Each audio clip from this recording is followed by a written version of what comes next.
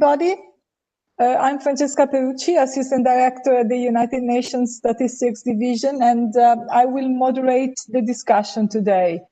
The webinar is the 17th in a series hosted by our Statistics Division. This is a series we hold in connection to the UN World Data Forum. This is to foster cooperation and an open dialogue among governments, academia, international agencies, private sector, and civil society on the production and use of data for sustainable development data. So our topic today is monitoring the state of statistical operations. But before we dive in, just let me go through a few housekeeping notes. I would kindly ask you to please remain on mute unless you are a speaker. We will use the chat function to communicate, ask questions during the webinar. We will also have time for questions after all speakers present. We already received quite a few questions, very interesting questions that have helped us shape the conversation today. And we also picked a few so that the panelists can address later. We will also allow the panelists to respond to some of the questions that will come through the chat during the conversation today. So please do send your questions through the chat, and then also feel free to make comments and have a discussion among yourselves during the presentation. Also, it would be great to find out who's in our virtual room today. So please use the chat function to just type in a few words, the country you're joining from, what sector you represent. You're from an NGO, from a national statistical office, from a private company, a business, and other international organizations, etc. You can find the chat. I'm sure you're familiar with that. That's the little bubble that you find on the screen on the right corner, the bottom right corner. So please use that. So the conversation today is about how national statistical offices are responding to the data challenges of the COVID-19 pandemic. And now that regular statistical operations have been seriously disrupted, exactly when the need for timely and disaggregated data is more urgent than ever. Timely and disaggregated data on cases have been indispensable to understanding the underlying drivers of the disease and who's most at risk, and to try and contain the pandemic. But data on the socioeconomic impact has also been essential to develop support programs and plan the recovery. At the same time, the crisis has posed many challenges to the ability of national statistical offices to run key statistical programs, produce and disseminate the data needed by policy and decision makers. The United Nations Statistics Division, in close collaboration with its partners, has launched a number of initiatives to offer support and access to tools and information as national statistical offices navigate through these difficult times. One of such initiatives we started in jointly with the World Bank and in cooperation with the Statistics Division of the regional commissions. And this is a survey that is intended to monitor the specific needs of national statistical offices as their regular operations are disrupted by the pandemic, and the specific needs in terms of new data demands that emerge because of the pandemic. But let me now turn to our first speaker, Jairo Carletto, who is the manager of data production and methods development data in the development data group at the World Bank, and who will introduce the results of these first 3 rounds of the survey that we have conducted since this spring. So I will pass it over to you, Jairo. Thank you. Thank you, Francesca. Good morning, good evening, good afternoon, everyone. As Francesca was mentioning, I will go quickly through some of the results of a series of rounds of a survey that we've been conducting jointly with the UNSD in collaboration with the UN Regional Commissions. Next. So as Francesca was mentioning, the objective is like to take the pulse of a statistical operation around the world and with the objective of informing the mobilization of technical and financial support for statistical activities. So to date, we have carried out 3 rounds of the survey. We started in May, second wave in July, third, last wave, for which results are due to come out towards the end of this week, was conducted in October. The survey was filled online, and approximately 2/3 of NSOs that were approached have responded in each wave. Next. So the survey covers several domains of information, like, of course, in addition to monitor the regular operation, day-to-day operation of NSOs. It also asks questions on how NSOs are responding to the new data needs and to address the challenges posed by the pandemic. Questions on the use of new data sources, on ICT readiness and constraints faced by NSOs also for remote working and remote training. Questions on emergency plans and field protocols as countries reopen and field operation resume. As well as in the last round, a set of questions on coordination, partnership, and data stewardship. Next. So very quickly on, I'll run through a few of the results. The report, the 2 reports are available on the UNSD and the World Bank website. The 3rd report, as I was saying, will be available at the end of this week. Next. So very quickly on the not unexpectedly, following a almost complete shutdown as of May, offices NSOs are reopening with 3/4 of NSOs in operation by October. Next. But working from home is still the norm for many statistical offices, with 2/3 of offices still in some form of remote work. Next. As I was saying before, countries are slowly starting a field operation and face-to-face field operation. But still only about 1/4 of NSOs have restarted. But it is a clear an upward trend from a 2%, only 2% in May, where we're open. One important thing here, which again not unexpected, the great level of uncertainty expressed by NSOs about the future. More than 50%, they don't express high uncertainty on when they expect operation to be resumed. Next. Next.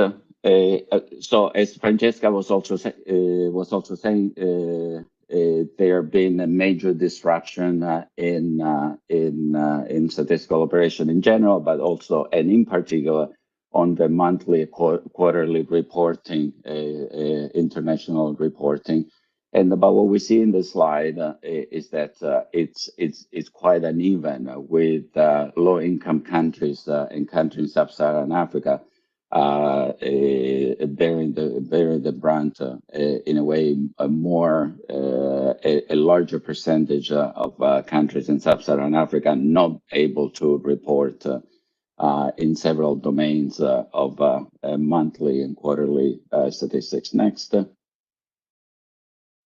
So in the last round, we also asked in a number of questions which were proposed by the International Coordination Group on census, on population censuses.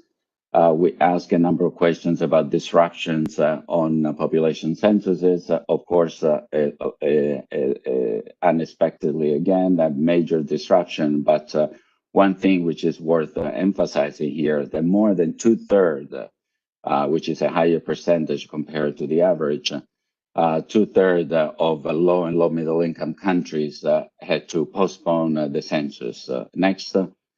A census operation, mostly the piloting and the training component. So therefore, they had to stop. But one interesting result here, which might be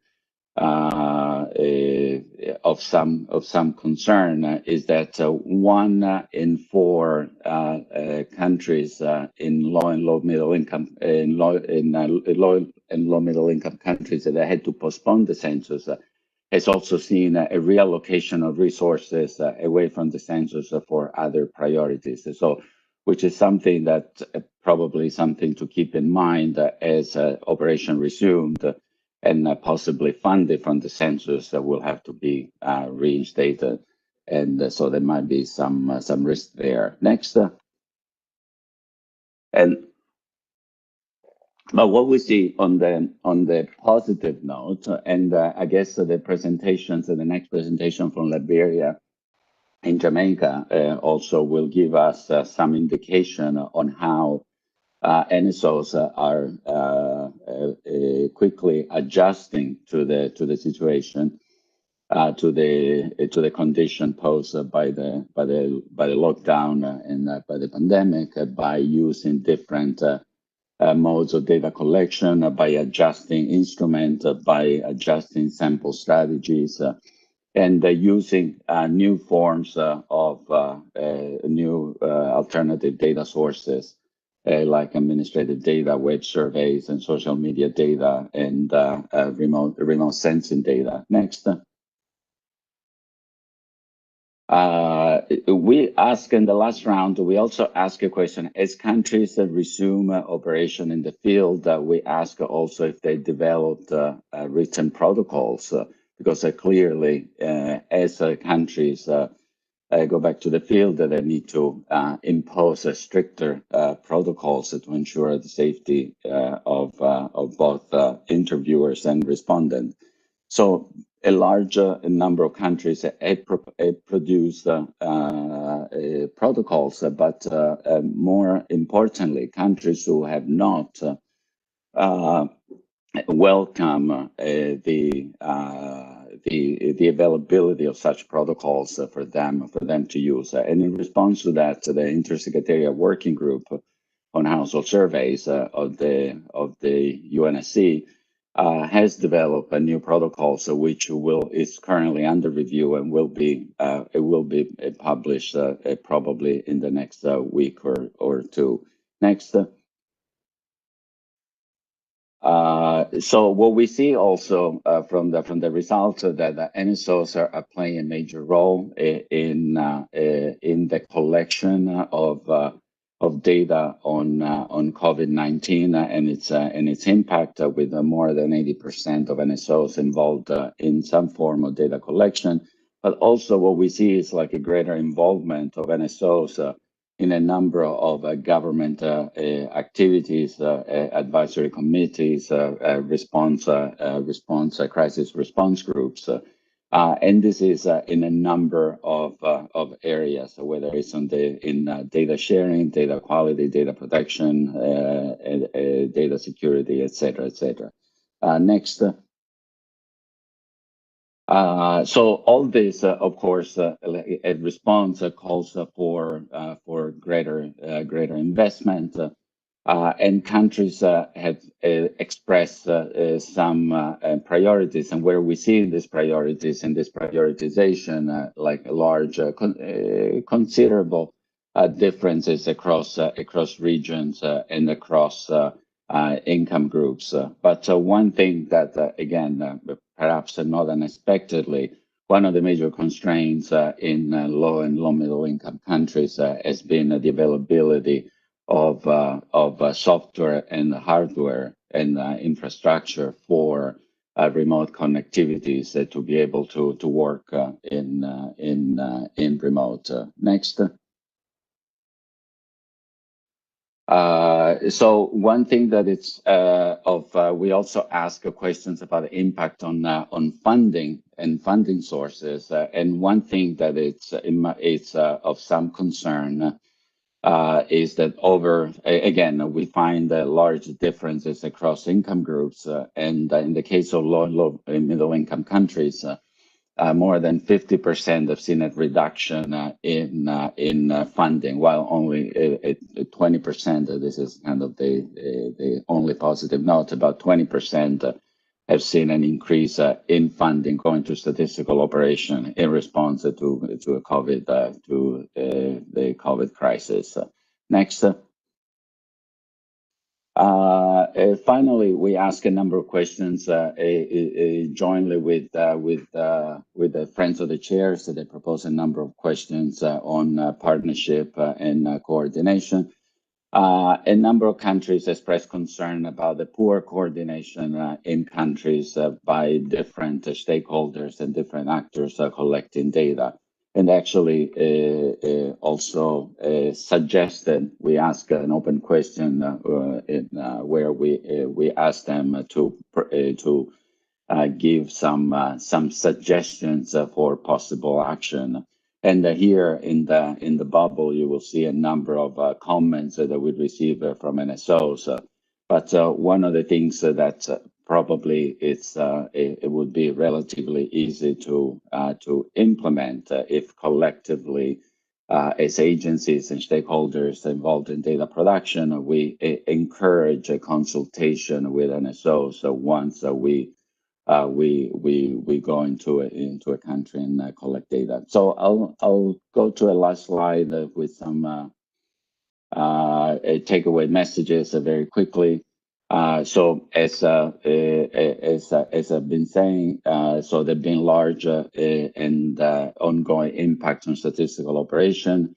There's a bit of a double burden because there is also the increased burden by increased demand due to COVID-19. So there is the regular reporting, the regular data collection, but there's also additional demands which have been created by the pandemic.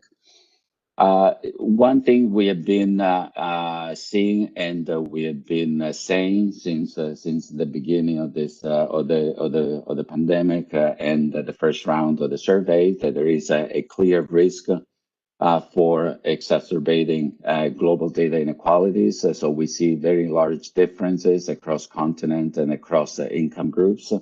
So this is something obviously that is of concern that would help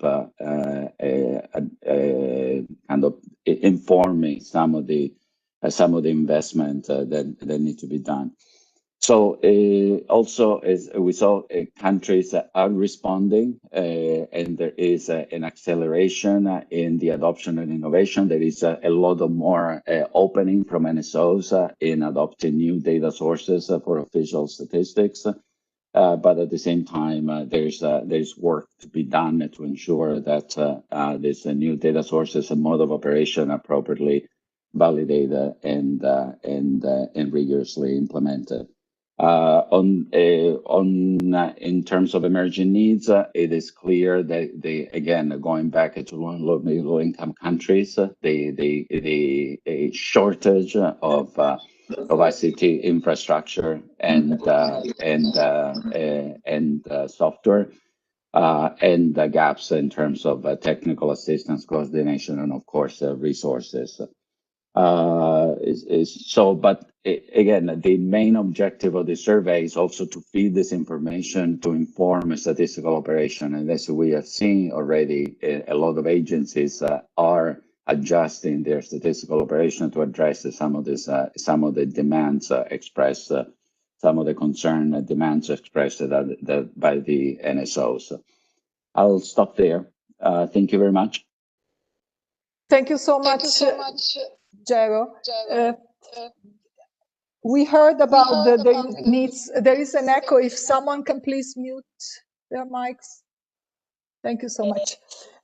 We heard about the new emerging needs and the struggle countries are facing, especially because of the lack of resources. But we also heard about the tremendous work they're doing in adapting really very fast and using alternative data sources and partnering with other agencies, both at the government level and at the international level. So we now will hear from one of the most important partners who worked really, really very hard in supporting countries through these difficult times. And I'd like to turn to Johannes Jutting. Johannes is the manager of Paris 21, and he leads the Paris 21's work on strengthening national statistical systems, promoting the integration of statistics and reliable data in the decision-making process, and advocating for countries as crucial actors in the global development agenda. Johannes, over to you. Well, first of all, good morning, good afternoon. Thank you so much, Francesca, for these kind words of introduction. It's a great pleasure for me to take part in this important webinar. Can we please see the next slide? So what I want to do in the few minutes is to provide a few examples that will underpin what we just heard by our colleague Gero from the World Bank. I think if we step back for a second and reflect a little bit on the impact of the crisis on national statistical offices, to some extent, the crisis has had could be seen as a curse and as a blessing. The blessing comes that arguably we have really great interest in data and statistics all over the world. Can somebody please mute its mic? I hear a lot of background noise. Anyway, so I was just about to say that the blessing, I mean, in terms of the interest of data and statistics, this is very good. And we can see it all over the place and all over the world of how people, ordinary citizens, become engaged into conversation about data and statistics, and governments are taking hardcore decisions based on evidence and based on data. So this is very good. On the other hand, I think Gero made it very clear. He spoke about the double burden and the challenges of national statistical offices. And we called it in Paris 21, we have written about a paper calling the squeeze. On the one hand, more demand, but less possibilities to supply the data. So it's a little bit of an ambiguous situation. And I think it's very important to reflect of how we can see beyond the crisis and what is needed to be done to take the advantages that there are. Can I please have the next slide? So Paris 21, as Francesca has mentioned, is a partnership that supports national statistical offices since over 20 years. And just to say that the results that have been shown just a minute ago, we can really confirm from very practical country experience the points that Gero has been mentioning. So just to give an example about the countries like Nigeria and Rwanda, who had to stop all field missions until further notice, delaying survey and census production. Then we also had the Paraguayan national statistical offices, who on the one hand could continue the household survey, but it had to focus specifically on employment. And last but not least, we see the solicitation of also new forms of data collection by using big data and new demands of providing, getting technical assistance in using alternative data sources. So it basically, we can really confirm. I want to add here that of course, national statistical offices have to change, but also organizations like Paris 21 and others who provide support have to change significantly, because missions are no longer possible. And many of us, I saw quite a few people with whom we work, like Cassie from Statistics Sweden and others, we all have to learn of how can we better support national statistical offices in this new emerging world. Next slide, please. So just to give a few examples of what Paris 21 has concretely done, I think the first obvious thing that we did is, of course, moving to more virtual technical assistance. And we were lucky that we had planned to launch a Paris 21 e-learning academy anyway. So we were just about, we had done all the preparation work. It's a lot of work to provide e-learning platforms, as those know who are involved in this. And we were lucky that this was close to be finished up anyway. And for those who are interested in specifically in gender statistics and see of how to disseminate, how to talk to journalists, we'll find some interesting information on our new e-learning academy platform. But of course also, and you all know this, I mean, we have shifted from basically providing technical assistance by being in the field and coming directly to more using webinars, virtual meetings, and those kind of things.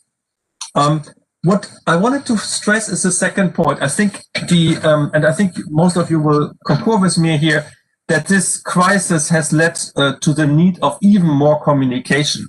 So being close to the partner, even having WhatsApp numbers to call a chief statistician, to do regular weekly check-ins, to be really at the side of our partners has proven to be very, very useful. And I think it shows that the crisis is calling for more communication than less. And of course, that means longer hours sitting in front of your computer and doing lots of more Zoom and team calls. But I think that's the way to do it. And I think communication is really key. And last but not least, and this is joining up as with many statistical offices, it's a reprogram and reprioritization of program of work towards new emerging challenges. To some extent, the crisis, in my view, is an amplification of trends that we have seen before the crisis. The digitalization of national statistical office and systems was anyway undergoing, and now we have even a higher need to go further in digitalization. The call for administrative data systems to build, for instance, civil registration and vital statistics systems is really key. And last but not least, and I come to this in a minute, is something we have maybe not done enough, is thinking about subnational municipality statistics and how to engage with stakeholders who work at the subnational and at the local municipality level. Next slide. So in very concrete terms, you find here activities that we did over the last months, nearly now a year, supporting business operations of national statistical offices. Maybe, I mean, you can see, I mean, Paris 21 is a global partnership, so we work in different regions of, actually all regions of this world. And I can just maybe pick one thing that I found quite interesting is the supporting in Paraguay the communication in times of crisis. This is something eventually statistical offices and we as a community have not given enough attention to. It's the engagement of the statistical office in disseminating data actively and being active on Twitter. We did a very text mining analysis on tweets of statistical offices, and it was quite interesting to see the time lag that statistical offices had in terms of communicating about their data. So one thing is to produce data, even in the crisis, and then the other thing is to get them out and to tweet about this. So maybe that's something we need to look more closer next to the challenges we have already heard about innovation, about digitalization, and about funding and coordination. So the communication dissemination seems to me one of the key issues. And the other issue I wanted to strengthen here is maybe the Maldives. This was a really exciting meeting I could participate, organized by the chief statistician of the Maldives, to collectively think what can be done better in the Maldives, building on the lessons learned from the crisis. And here, a very interesting project is about citizen-generated data. How can we use citizen-generated data for eventually even statistical operation, but even for quality checks and informing the public, and be sort of like a partner for citizens to have their data at least assessed, not necessarily make them statistics, but at least to have some sort of quality assurance framework here. So that's maybe something we can come back also in the discussion. Next slide, please. So the other thing, it's, as you can imagine, Paris 21, we are an organization that is lobbying for system building. We are not a specific organization working on national accounts or trade statistics or employment statistics or specific sectorial issues, but we argue for system strengthening. And I think one thing the crisis is showing, we need better systems. We need more robust systems for statistical production. And here the key tool is the NSDS. When Jero was speaking about, it would be good that providers of technical support contact NSOs. Yes, I would fully support this. And we have plans in most of the countries. We have national plans that can be consulted, so you can see what the government actually wants and where they want to invest. So I think this is something like a reminder of the importance of data planning and of also see the planning from data production, the whole data cycle from production to dissemination and use. So, and let me maybe come to a closure here in terms of mentioning just the two exciting projects. I was also involved, at least in some sort of webinar participation. It's the Philippines with their wonderful project on strengthening subnational statistics linked to the monitoring of gender statistics, closely, of course, to the SDGs, with very interesting sort of implementation and linking of lots of engagement of local municipalities in this project. So that's quite exciting. And then even in Zambia, where there was a lot of other challenges, they started a new project, and we do this together with Statistics Sweden on environmental statistics. So hey, the crisis is very deep and lots of problems, but as it has been said before, I think also national statistical offices are sort of changing, and I think we should continue to support them in their change. Last slide, please. Which is basically to thank you for your attention, and I'm looking forward for your questions. Thank you very much. Thank you so much, Johannes, and I'm sure we'll have an opportunity to go back to some of the very important points you raised with the other panelists, especially on how we can work together to change the way we support countries in these particular times, and also how we focus on some specific areas, as you mentioned, for instance, the need to better communicate data, and especially now with the difficulties that we face with the restrictions due to the pandemic. But let's now hear from the direct experience of some of our colleagues from National Statistical Offices. And it's my pleasure to introduce Carol Coy. Carol is the Director General of the Statistical Institute of Jamaica, the Jamaica National Statistical Office. She was appointed to this post in April 2013, and she's the chief statistician in Jamaica with responsibility for the strategic development of Statin, the statistical office, and for the development of Jamaica's national statistical system. She starts with safeguarding the production and publication of high-quality official statistics in Jamaica that are responsive to the needs of policymakers and other stakeholders. So, Carol, you have the floor. Okay, thank you, Francesca, and thanks to the good morning, everyone. Good morning, good afternoon. It's good morning here in Jamaica. Thanks for inviting me to speak at this session, especially from the perspective of a small island developing states, developing and small organizations. In the case of Jamaica, the next slide,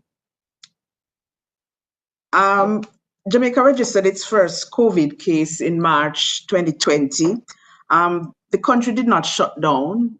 What happened was that measures were introduced to reduce the spread of the COVID. It included travel restrictions, so our borders were shut. Things like school closures, curfews, restriction on public gathering and entertainment events.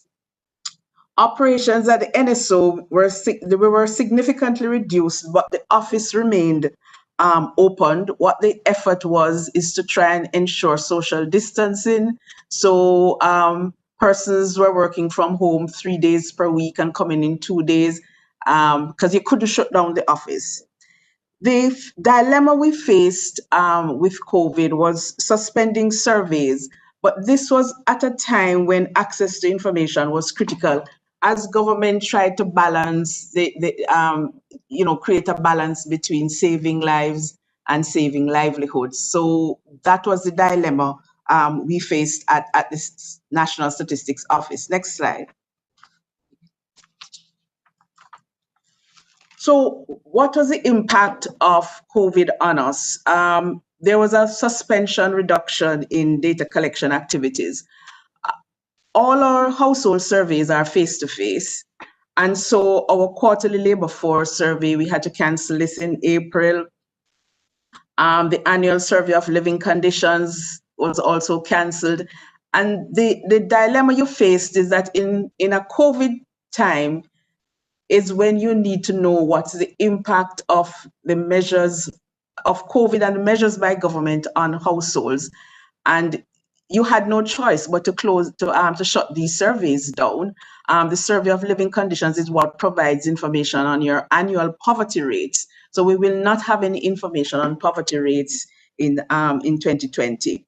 Our monthly consumer price index, we managed to disseminate this. The issues we had was the closure of some businesses, entertainment, bars, hotels. But on the establishment side of surveys, surprisingly, we were able to continue these because these depended heavily, our short-term business establishments depend heavily on administrative data, so this was still available. You also had the reduction in budgetary support as government had to transfer resources to COVID-19 mitigation measures. In addition, because of COVID, the revenues that government was getting had reduced. The Jamaican economy declined by 18.4% in the second quarter. And so government, in addition to having a reduction in revenues, had to now shift what it had to fighting COVID. So impact of this is the postponement of the population and housing census. It was due in April 2021. We have postponed to April 2022, but this is also, you're not sure, because depending on government's ability to fund this, the census for April 2022, this might also have to be postponed. Next slide. So what were some of the measures that we put in to limit the impact? As I said, the work from home was instituted for staff, but the issue is that we also had to increase expenditure on IT and communication infrastructure.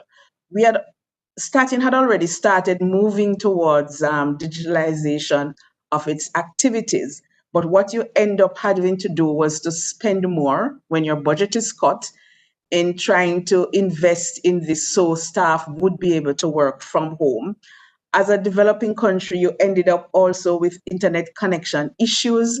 So staff sometimes had difficulty connecting into the servers in the head office. It forced us also to develop systems to ensure that productivity was not negatively impacted. So we had to be changing some of our processes, some of our reporting. How do you ensure that staff at home are actually working when they are not in the physical environment?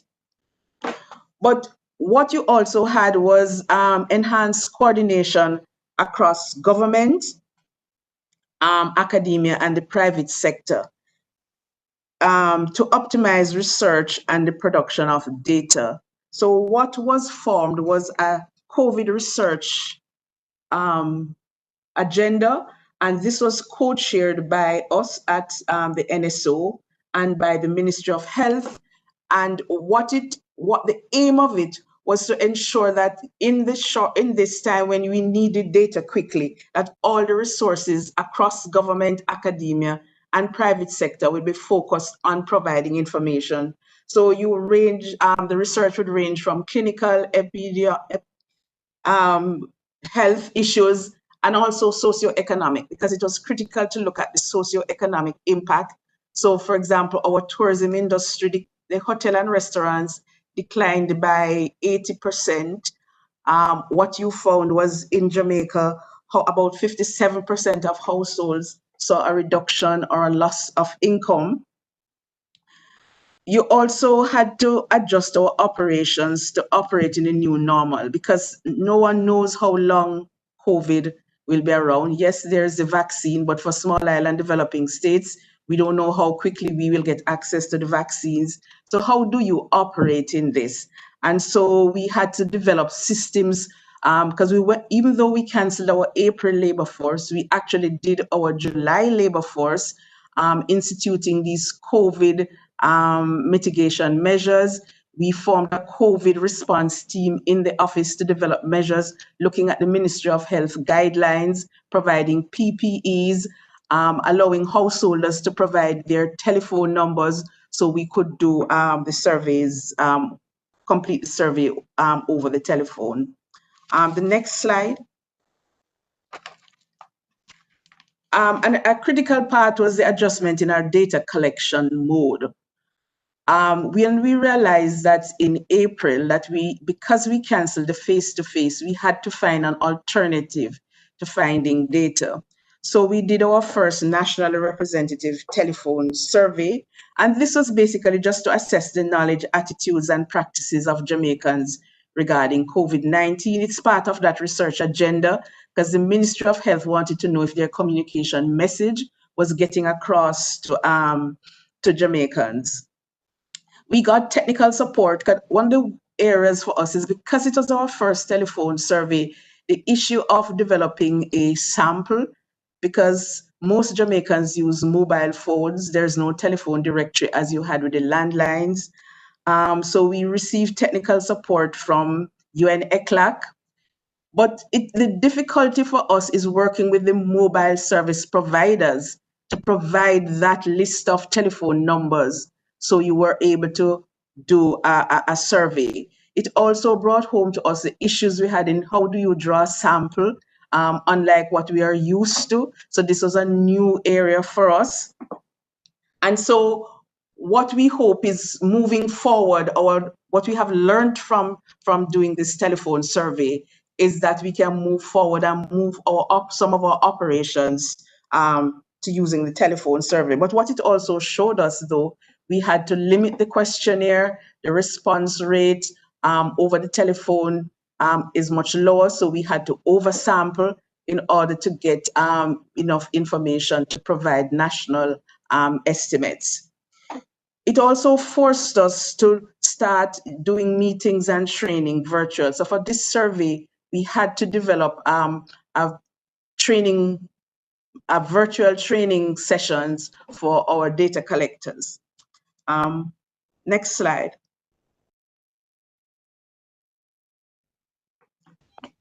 Okay, so I think I have finished what I had to say with regards to that. But what it has really shown us, though, is that I don't think we can move back. We will have to move forward, and it has forced us to change some of the old ways that we knew we had to move, but we were moving slowly. But COVID has forced us to move forward. Thanks. Thank you so much, Carol.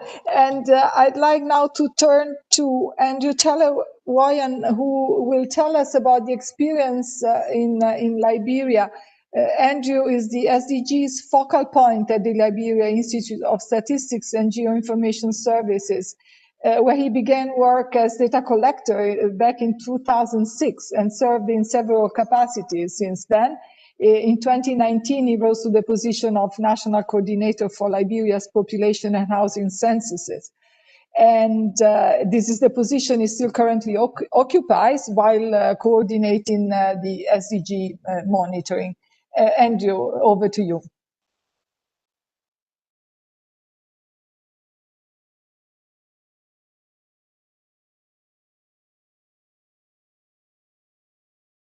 Andrew, I believe you are muted.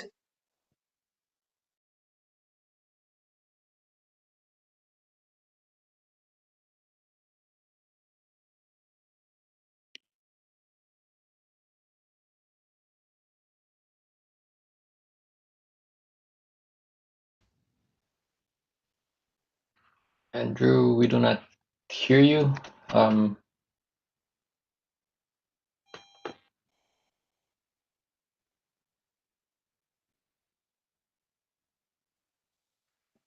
Andrew, we can hear you.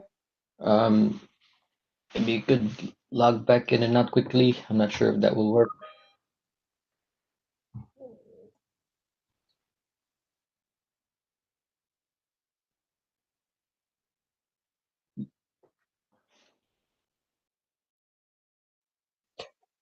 I suggest that in the interest of time, perhaps we turn to the next speaker and come back to Andrew in a little bit while he resolves. He can speak now? Andrew, can you hear us? Hello?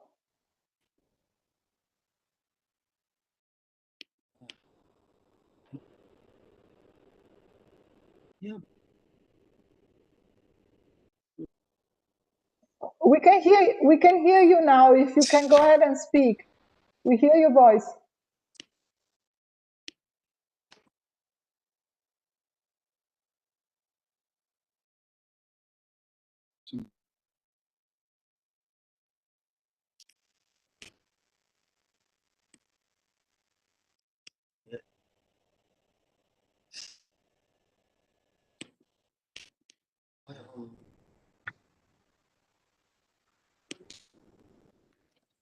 Andrew, we hear you.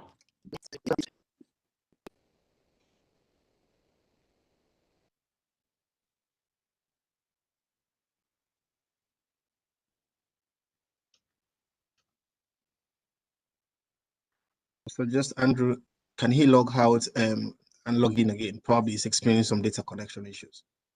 Okay, sure. We'll just go to the next panelist and go back to him. Yeah.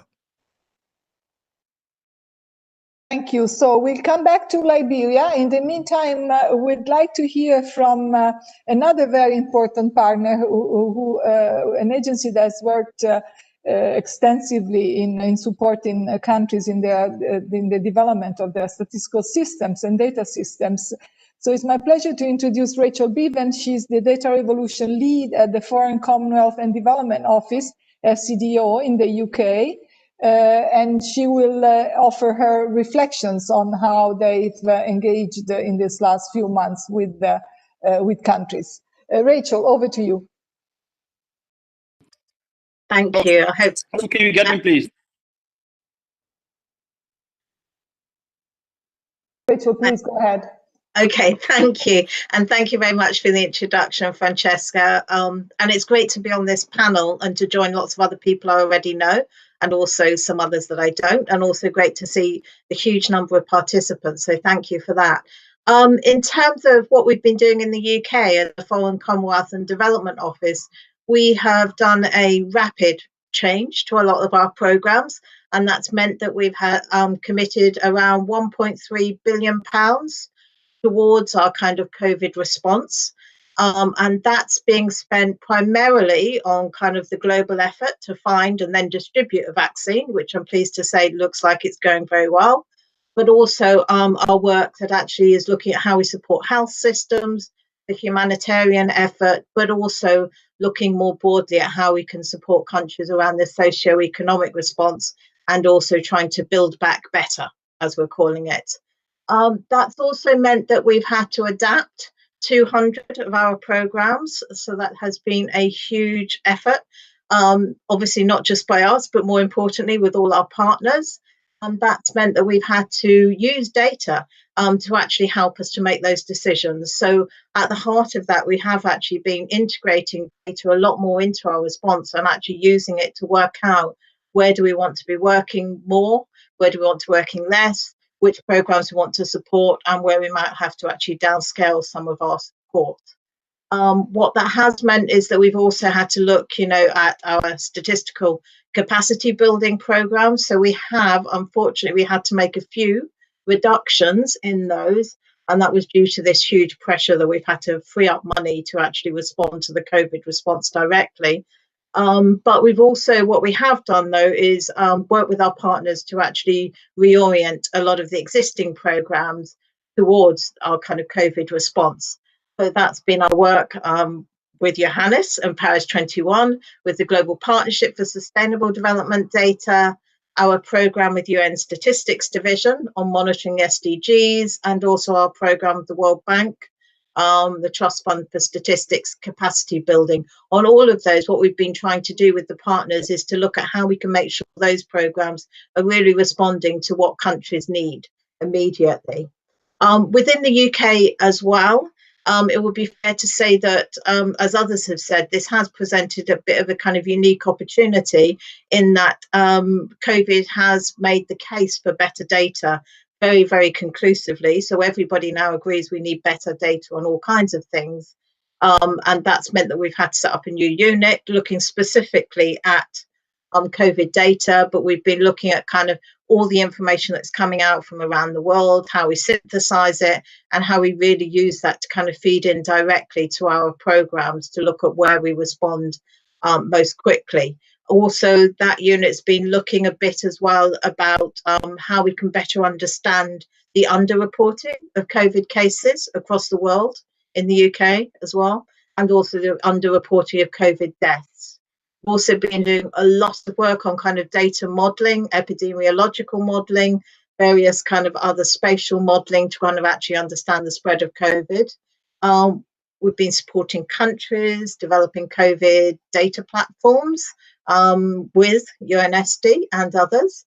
So that's been, I think, very successful, particularly the speed at which we've been doing that. We've had a data challenge that we also put out there through one of our kind of innovation programs. So they've been looking specifically, they did some kind of small scale pilot projects around looking at data tools and sources to support COVID, looking at the data use side of things as well. And I think the other thing we've been doing is working much more closely with the UK Office for National Statistics. They already work in 3 African countries, so in Ghana, Kenya, Rwanda, and with UN Economic Commission for Africa. But what we've been doing is to actually look at their response and their work in the UK, and then we're looking at, can we learn from that and actually help to share those lessons with other countries. So one of the pieces of work within that has been looking at faster economic indicators. We've been doing that work within the UK to better understand the impact of COVID, but then we've also been sharing it and looking at expanding that to other countries, including Kenya.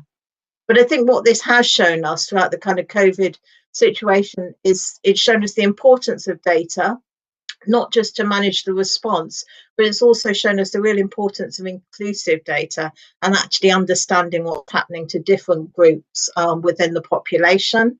But it's the other thing I think has been a huge lesson learning for us is around, we need to work in partnership on these things. We can't work just as a kind of development partner. We need to work with country governments, but we also need to work with academics and with the private sector. Thank you very much. Thank you so much, Rachel. And hopefully we'll have time to go back to you also with some questions. Should we try Andrew again? Andrew, can you hear us? Sure, I think I'm okay.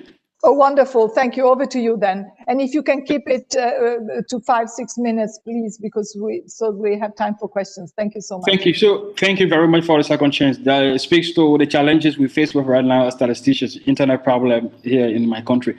I think we should go to slide number 3. Okay, so we start with the role of the NSO, that's LISGIS, the Liberia Institute of Statistics and Geoinformation Services, as we all fight COVID-19. So we've worked in collaboration with the Ministry of Finance and Development Planning for the provision of data for some SDGs indicators. That was for the preparation of the VNR that was done here, I think, around July of this year. In collaboration with the United Nations Population Fund, LISGIS have trained and deployed about 500 contact tracers initially in Mosquera County, the county that hosts the capital for Liberia. Then that's really the COVID-19 hotspot. We also later increased the number to 1,000 contact tracers in 5 affected counties. We trained and deployed household listers to collect nationwide data for support to government stimulus package. The government is giving out packages to households in the fight against COVID-19. In collaboration with the World Bank, we've been able to conduct a series of waves of surveys on the impact of COVID-19 on households and businesses. So at this point in time, we are now at wave number 5, I think. So since July, we've been working on this one, and the NSO has been greatly involved in data collection. Next slide. On the implications on data collection, we have the conduct of the National Population Housing Census that is supposed to be held in March 2021. So with COVID-19 now battling us, and we as a country have decided to move on to use computer-assisted personal interviews. The COVID-19 has hampered the smooth implementation of the planned activities, such as deployment of GIS field mapping assistance, the conduct of the pilot census, and various trainings in census management, as CAPI and RCT. It has also delayed procurement of equipment, international procurement most often, because we have technology that we don't develop or we don't manufacture here in Liberia. We have to procure most of these things outside of Liberia. The delay in implementation of the census now requires additional funding for retraining of personnel, new costs associated with anti-COVID-19 measures, etc. So on the overall, Liberia's population and housing census, which is already late by 2 years, could be further delayed, holding all factors constant. So I think, personally, I think the census will be held, the enumeration will be held around 2022. But for next year, I think we'll be able to have the pilot census conducted. Next slide. On the high frequency data, I heard Jamaica speak about national accounts. He spoke about CPR, the money price statistics. So how the COVID-19 has also affected us on this one. Logistics that were made as vehicles for routine data collection were turned over to public health authorities, the national emergency, and so resources were now galvanized towards fighting the pandemic. That was prioritized. So legislation has already been somehow struggling. We were compelled to turn over our vehicles to the Ministry of Health in order to combat the fight against COVID-19. So the SDGs and other statistical related projects, activities requiring convergence of people were deferred, while those not requiring physical human-to-human interactions were considered for immediate implementation. Now, basic equipment tools. As a developing country, we do not have the requisite technology or tools to be able to have people working remotely and accessing data in time. So laptops and internet are not available in most homes. So staff, when staff asked to stay at home, could not just really work remotely. That was a challenge for us. Next slide. So on mitigating the challenges, there were still a few things we could do. There are key staff mainly on the census project. I am also, like you said, I am the National Census Project Coordinator while I work on the SDGs. So what we thought to do was to continue to have our senior staff, the top technicians, still having their hands on decks. So the GIS and the RCT, also data processing team, continue to work remotely. And in some cases, they were able to also come to office and ensure that there was social, physical distancing in order to be able to continue work on programming, also procurement activities and documentation. So in the midst of the COVID-19, we thought as a country to develop a plan, strategic plan, that will give us the alternative. In the case where COVID-19 continues the way it has been, we developed the plan with an option A and option B, all lining those 0 options for the continuous implementation of the census. Because we think the census also is a matter of necessity. While we have COVID-19, we think we should continue that. So we developed that plan. It was shared with our partners, and I think it is something that is really useful. So as part of mitigating efforts to get back into the field, one thing we were able to do was to sit with the Ministry of Health. We developed standard operating procedures. We submitted that to the Ministry of Health, to the National Public Health Institute of Liberia, for resumption of implementation of census and other field activities. Those are things, media activities that do not require physical human-to-human interactions. And then we shifted from the traditional face-to-face method of data collection. For the first time, we started conducting surveys via phones, online surveys, like we're doing for the World Bank survey we do in collaboration with the government on the impact of COVID-19. Next slide. Yeah, so with the experience from Ebola, from Liberia, we were able to defeat Ebola, and I just think with synergy and more hands on decks and working as one body, we can defeat COVID-19. Thank you very much. Thank you so much, Andrew, and thanks for this last encouraging words. That was certainly a very difficult period for your country through the Ebola crisis. Before I turn to questions from the audience and questions we have received before we started the webinar today, I'd like to ask Andrew and Carol if they have any immediate reactions to what was presented, the results of the survey, and the work undertaken by Johannes and Rachel in their respective agencies. If you have any questions for them or any reaction from your point of view, your perspective, how you're dealing with the crisis and how you see your work in collaboration with partners. I don't know if you, Carol, want to go first. Okay. Well, the survey results didn't surprise me because I think it fitted in with what I know is happening across especially the CARICOM region. I am heartened by Johannes and Rachel's presentation. The issue now is to get to countries, especially small countries, and how do we access some of the support that they are proposing? Because I think a number of small island developing states will need that support in order to move forward. Thank you, Carol. Andrew, from your side. Yeah, so I think Paris' point is similar to mine. As a country that's developing, I know Paris 21 and other institutions have been working with Liberia over the years, but the time for more collaboration has never come like this before. So we'd like to see know how we can access some of these opportunities. They could be technical or whatever, but how can Liberia join some of these things like we're doing with the World Bank now on the impact of COVID-19? We think we should be a part. We want to benefit from their expertise and everything. Thank you.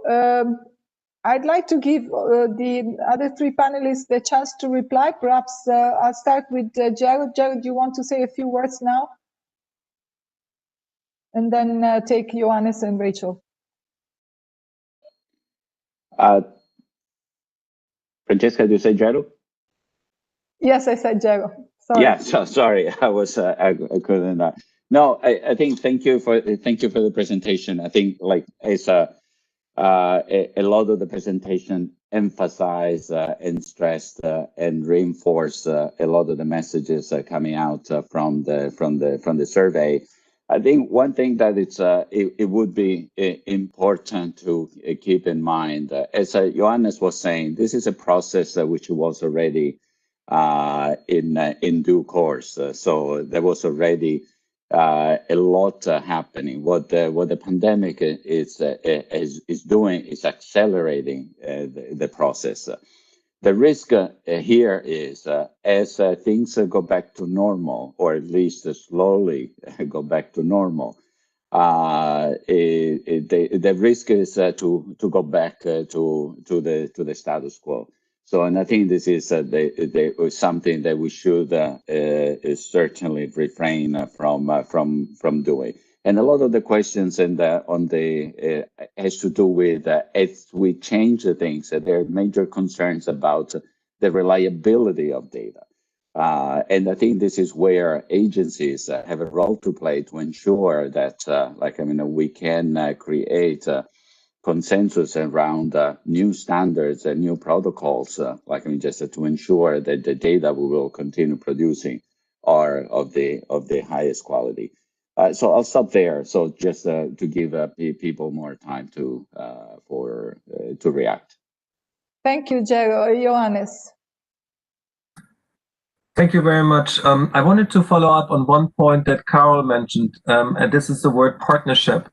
And also in the same spirit as Jared has said, I think the crisis has actually led in many countries to the creation of new partnerships. I mean, I recall all of those who have been in the 2015 preparation and the data revolution, we always called for more and better partnerships.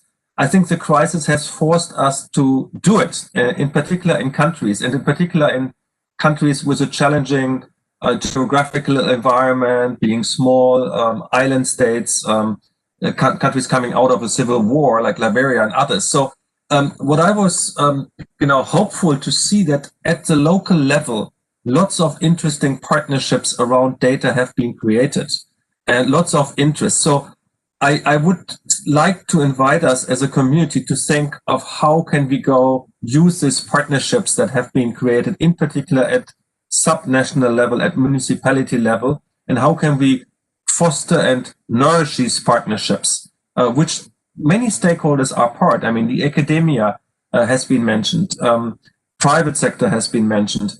I think I would like to emphasize once more citizens groups, because I think in reality, maybe we as overall official statistical community over the last 10 years maybe haven't paid enough attention to this flourishing grassroots movement of people starting to collect data on public services and many things. So basically in the same sense as Gerald was arguing, let's build on it and let's not forget about it, and let's think of how we can further nourish these partnerships that have been set up while we hopefully go, and I really wanted to concur with Andrew, hopefully get out of this crisis and take the best out of this with us. Thank you.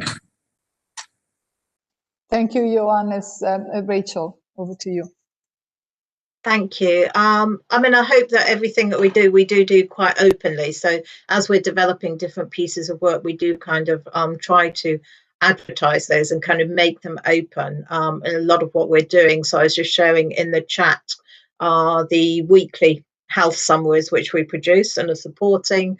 There's various other things like our COVID data action, the kind of small scale pilots, which I will find a link and put those in the chat bar as well. And the work which we're doing through the UK Office for National Statistics, most of that is probably in the public domain. If it's not, that's just because we're still kind of working on it and developing it. And we also do try to share things through GPSDD and through UNSD. So we'll continue to do that. Thanks. Thank you, Rachel. I'd like to pick a couple of questions from those we received ahead of the event today. And one relates to the need for better data on the marginalized groups. And there were also questions on the chat related to that. So one question was about the fact the pandemic has had a more severe impact on marginalized groups of the population, including those with disabilities. And the question is, what are some of the challenges and solutions for obtaining disaggregated data during the pandemic?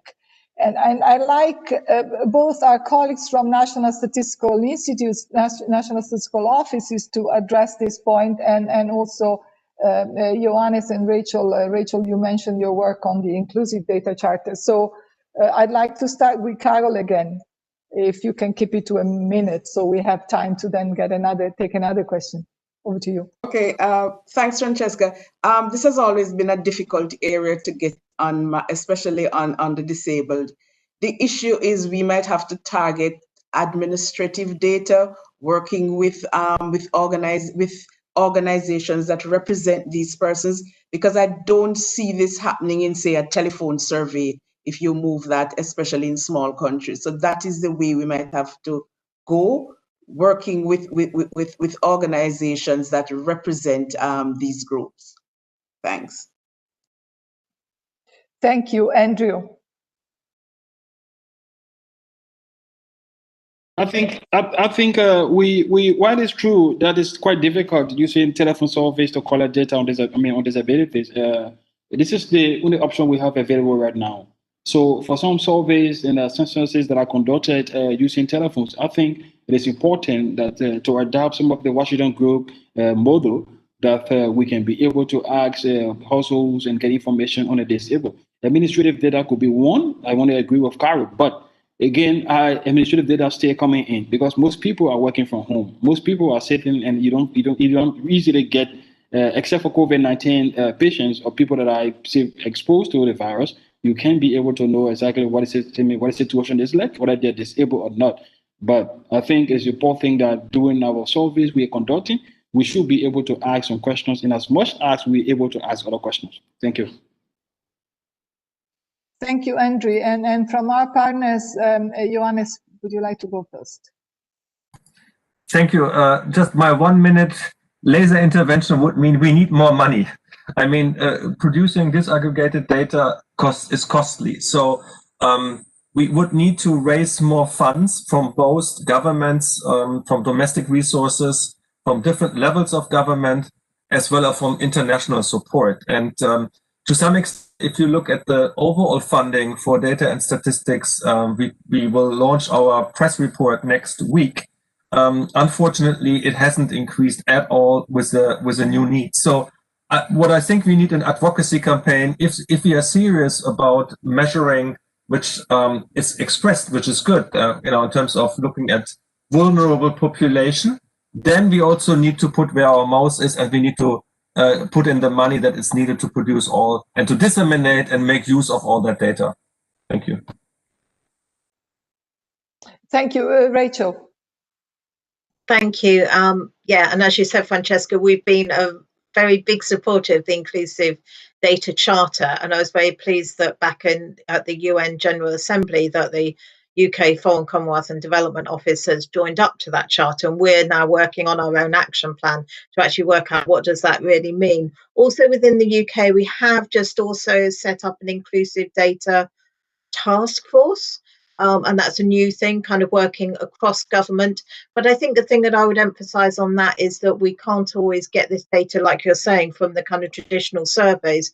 But I think that's where we need to work with some of our kind of other organizations, with NGOs, with interest groups, with local communities, with citizen generated data, and actually look at those other sources of data and how we can bring all of that together to make sure that we are covering those groups. Thanks.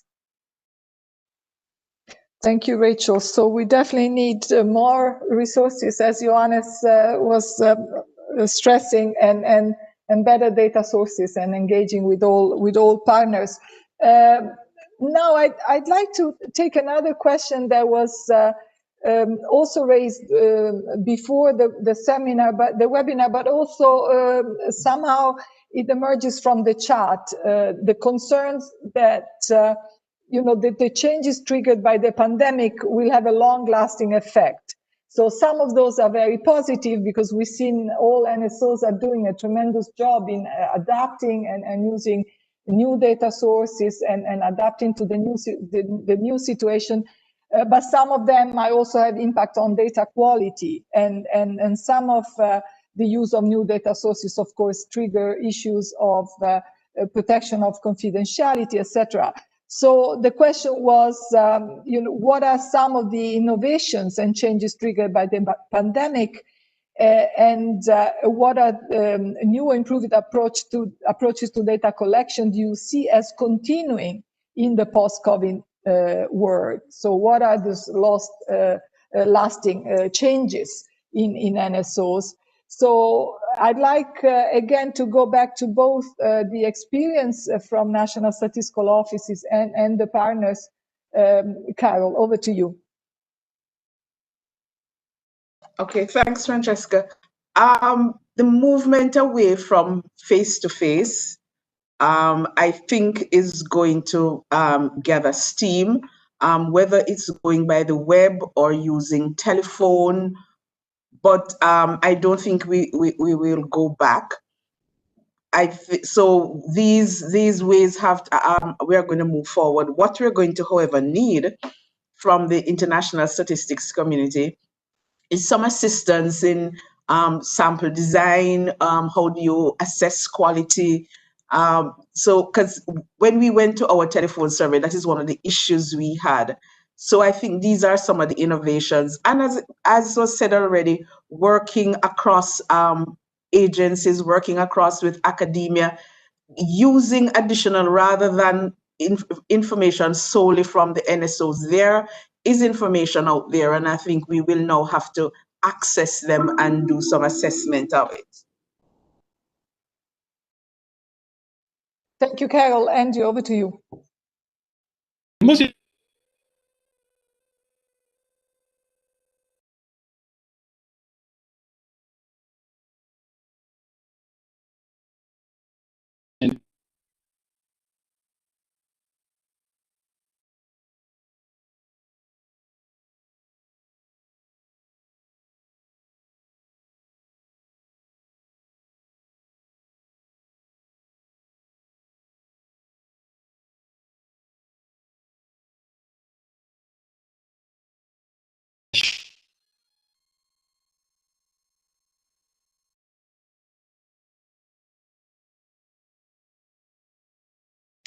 I'm sorry, Andrew, you're breaking up a little bit. Perhaps you can type on the chat your replies for everybody to see. Yeah, sure, that was good. So I was just trying to say that the issue, the usage of telephone surveys is one thing we want to continue. What we know, the other side of it is that most often it excludes the very poor people we want to interview, we want to collect data for. For instance, the World Bank survey we are currently running, you want to talk to poor households to know the impact of COVID-19, but poor people do not have access in most cases to telephones. So it excludes them. But again, on the other end, well, it's the best thing to do in terms of a pandemic. So we want to continue with that in the long run too. And we can see how to adjust and make sure everyone is included. Thank you, Andrew. That was clear. Johannes. Thank you very much. Maybe 3 quick points. Maybe I reframe slightly your question. So what will last, hopefully? What are the good things taking away? Maybe one is definitely the interest in data and statistics. And there was one question in the chat. I understood, asking about Africa and why would governments be interested at all in, and how can one support African statistical systems? I think the first point is to see that all over this world, there is no interest in good data, in quality data, and this is something that I think will last. So this is a good opportunity to build on.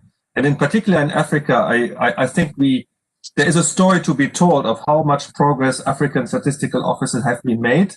I think the news media internationally isn't paying enough attention to this. Sometimes it's a little bit of a mis and disinterpretation of facts.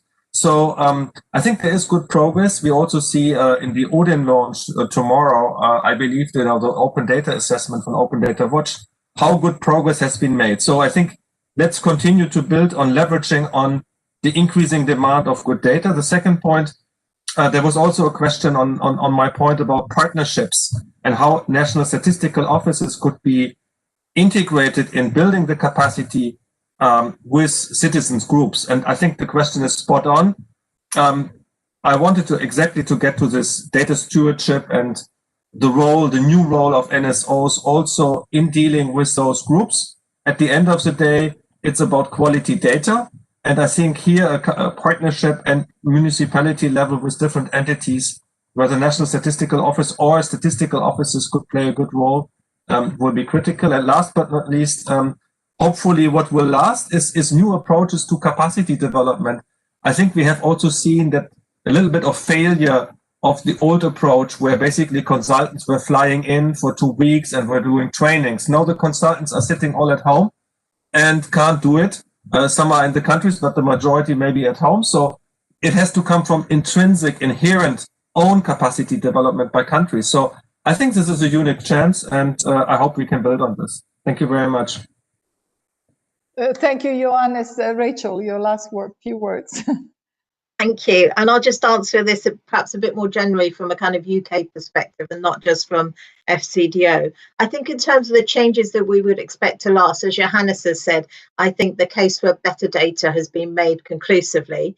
But I think the second thing is really that case for having disaggregated data. We know that in the UK, we have to have it really disaggregated by geographical location, by sex, by age, and by ethnicity. And all of these things have had a massive impact on kind of the COVID response, but that I think means that people better understand that need for disaggregated data.